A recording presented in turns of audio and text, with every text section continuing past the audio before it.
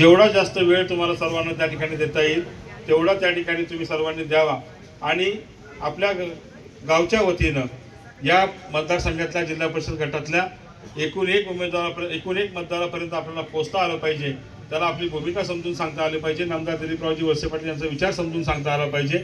या कार्यासाठी आपण सर्वजण वेळ काढावा. आपल्या सगळ्यांच्या सोबतीनं आपल्याला निवडणूक किंवा प्रचार यंत्रणा ही काही नवीन गोष्ट त्या ठिकाणी नाही आणि आपले सगळेच ग्रामस्थ त्याच्यामध्ये अतिशय प्रगल्भ आहेत, अतिशय निष्णात आहेत आणि म्हणून आपल्या सर्वांची एकत्रित ताकद ही एक फार मोठी शक्ती त्या ठिकाणी आहे.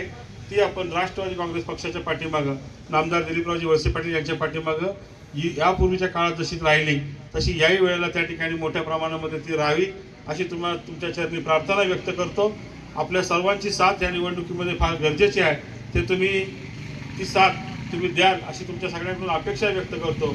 आज आपल्या गावात काल्याचा अखंड हरिनाम सप्ताहाचा समारोप काल्याच्या रूपाने त्या ठिकाणी होतोय. खरं तर काल संध्याकाळीच आपल्या संपूर्ण गावामध्ये प्रचार फेरी घेऊन सगळ्यांना निमंत्रण देऊन सांगण्याचं ठरलं होतं, परंतु काल काही कारणामुळे संध्याकाळी येता नाही आलं.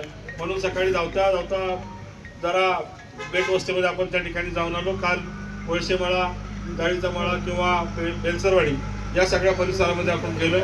आज संध्याकाळी राहिलेल्या सगळ्या ठिकाणी जाण्याचा प्रयत्न आमच्या सर्वांचा त्या ठिकाणी राहील.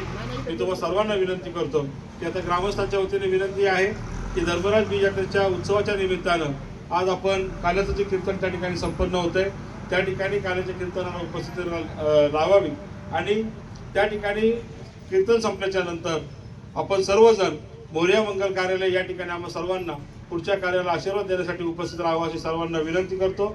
त्याचप्रमाणे ग्रामस्थांच्या वतीनं जे बाहेरगावून सगळे लोक आलेले आहेत त्यांच्यासाठी उद्यापासून गावामध्ये बैलगाडा यात्रा देखील त्या ठिकाणी मोठ्या याच्यामध्ये आहे, मोठ्या उत्साहात त्या ठिकाणी संपन्न होणार आहे.